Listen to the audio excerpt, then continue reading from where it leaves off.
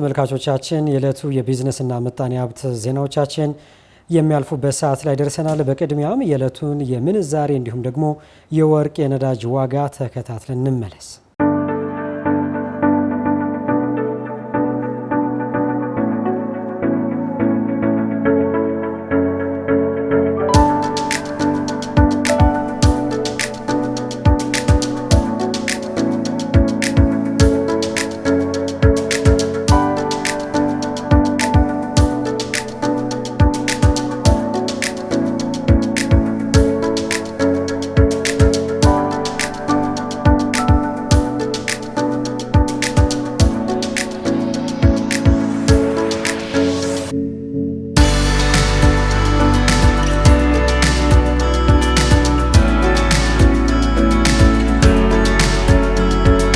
ለ2017-18 የምርት ዘመን ከ2.4 ሚሊዮን ሜትሪክ ቶን በላይ የአፈር ማዳበሪያ ለማስገባት እየተሰራ መሆኑ ተገለጸ።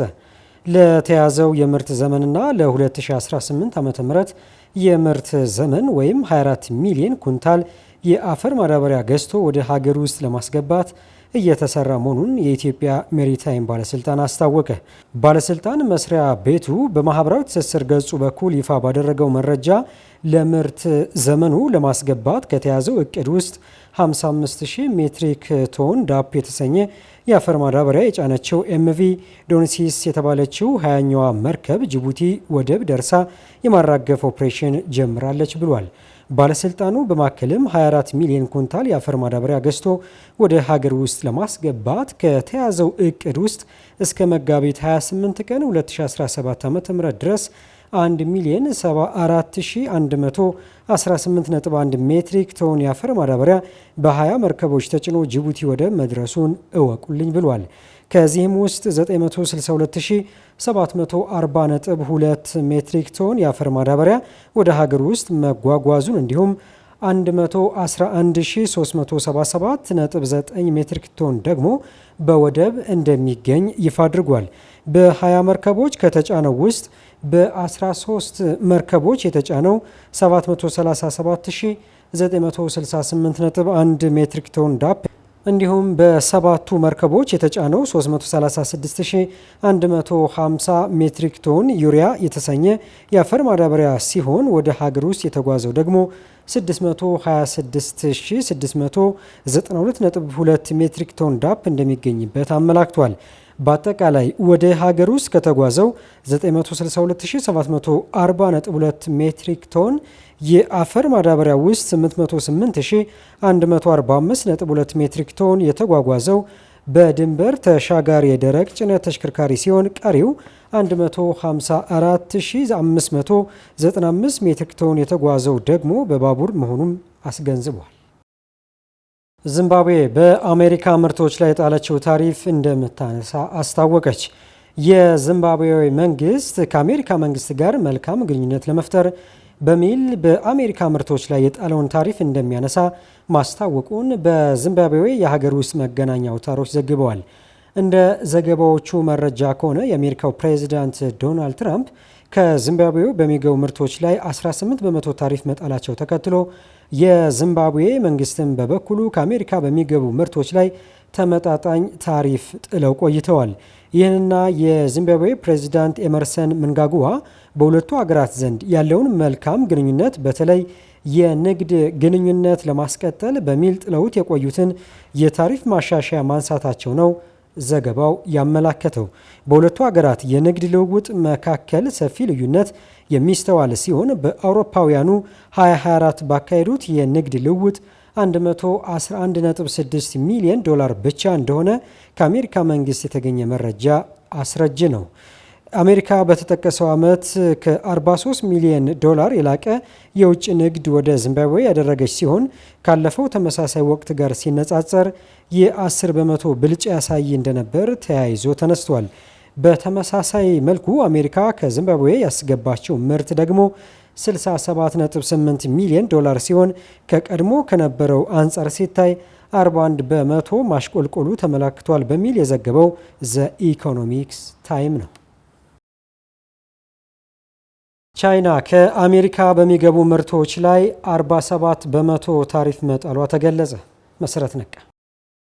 ቻይና ከአሜሪካ በሚገቡ ምርቶች ላይ 47 በመቶ ታሪፍ ማሳለፏ ተመላክቷል። ፈጣን ኢኮኖሚያዊ እድገት በማስመዘገብ ላይ የምትገኘው ሀገር ቻይና የፕሬዝደንት ትራምፕን የታሪፍ ማሻሻያ ተከትሎ ከአሜሪካ ወደ ሀገሯ በሚገቡ ምርቶች ላይ 47 በመቶ የታሪፍ ማሻሻያ ውሳኔ ላይ መድረሷን የቻይና መገናኛ አውታሮች ዘግበዋል። ፕሬዝደንት ዶናልድ ጄ ትራምፕ የከፈቱት የዓለም የንግድ ጦርነት አሁንም እንደቀጠለ ነው።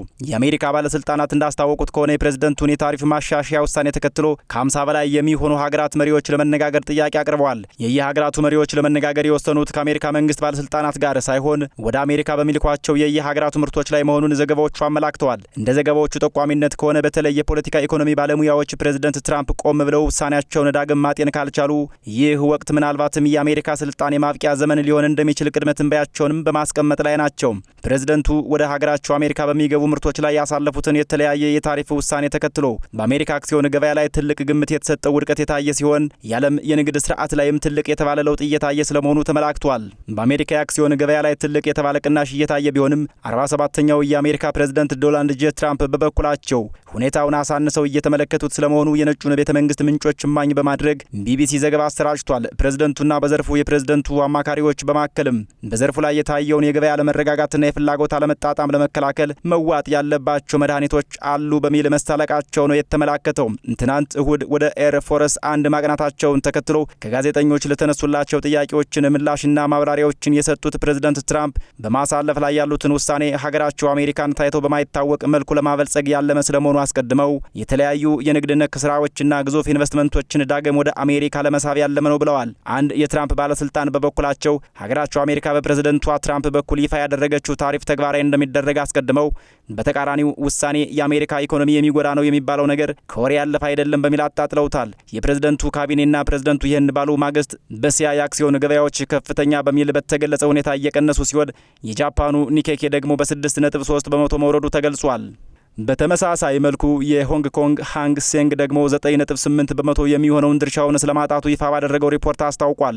ያለፈው ሳምንት መጨረሻ ዓርብ ዕለት ደግሞ 3 የስቶክ ማርኬት አመላካች በአሜሪካ ከ5 በመቶ በላይ እያሽቆለቆሉ መሆናቸውን ያሳወቁ ሲሆን S&P 500 የተሰኘው ድርጅት ደግሞ ከ2022 ጀምሮ በሀገሪቱ የአክሲዮን ገበያ ታይቶ በማይታወቅ መልኩ 6 በመቶ መቀነሱን ሪፖርቶች አስታውቀዋል። በተመሳሳይ መልኩ በአሜሪካ ግዙፍ የሆነው ጂፒ ሞሪንጋ ፕሬዝደንቱ የወሰዱትን የታሪፍ ማሻሻያ እርምጃ ተከትሎ የአሜሪካና የዓለም አቀፍ ኢኮኖሚ 60 በመቶ የመውደቅ ዕድል እንዳለው መተንበዩ የሚታወስ ነው። ፕሬዝደንቱ ግን የአውሮፓና የእስያ ሀገራት መሪዎች በታሪፍ ማሻሻያው ላይ ለመስማማት ጫፍ ደርሰዋል ይላሉ።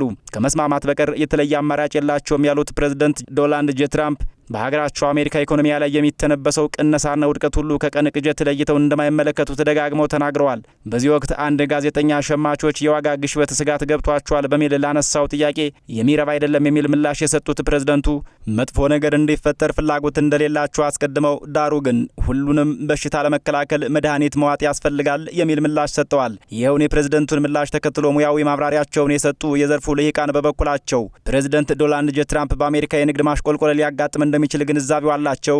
ዳሩ ግን ዓለም አቀፋዊ ለውጥ ለመፍጠር የሚመጣውን ጫና ለመቋቋም ወስነዋል ሲሉ ይደመጣሉ። ከትራምፕ ካቢኔዎች መካከል የገንዘብ ሚኒስትሩ ስኮት ቤሴንት ከኤንቢሲ ጋር ባደረጉት አንድ ቆይታ ፕሬዝደንቱ እያደረጉት ያለውን የታሪፍ ማሻሻያ ተከትሎ ሀገራቸው አሜሪካ ኢኮኖሚያዊ ውድቀት እንደማያጋጥማት አስረድተዋል። በማከልም ይህ ከኢኮኖሚያዊ እድገት ጋር የሚያገናኘው አንድም ነገር የለም ያሉ ሲሆን የገበያ ማስተካከያ ብቻ መሆኑን የንግድ አጋር ሀገራቶች ሁሉ ሊገነዘቡት እንደሚገባ አስረድተዋል። ፕሬዝደንቱ ሀገራቸው ትርፋማ በምትሆንበት መንገድ ነው ስትራቴጂውን ያወጡት ያሉት ሚኒስትሩ ከ50 የሚልቁ ሀገራት ውሳኔውን ተቀብለው ሀገራቸው አሜሪካን ተጠቃሚ ለማድረግ መስማማታቸውን አብራርተዋል። የአሜሪካ ባለስልጣናት ይህን ቢሉም ቻይናን ጨምሮ ከአሜሪካ ጋር ትላልቅ የንግድ ልውውጥ የሚያደርጉ ሀገራት የፕሬዝደንቱን ውሳኔ በመቃወም ላይ ናቸው። ተቃውሟቸውን የሚገልጹት ከቃልም ባሻገር ተመሳሳይ እርምጃ በመውሰድ ሲሆን ቻይና ከአሜሪካ በሚገቡ ምርቶች ላይ 47 በመቶ ታሪፍ ማሳለፏ ተመላክቷል። ዝርዝር ቢዝነስ ዘገባውን ለማስተናዳት ቢቢሲን፣ አልጀዚራን፣ ሮይተርስንና ዘጋርዲያንን እንዲሁም ሌሎች የዜና አውታሮችን በማኝነት ተጠቅመናል። ተመልካቾቻችን ለዕለቱ ያዝንላችሁ የቢዝነስና ምጣኔ ሀብት ዘገባዎች በዚሁ ተጠናቀዋል።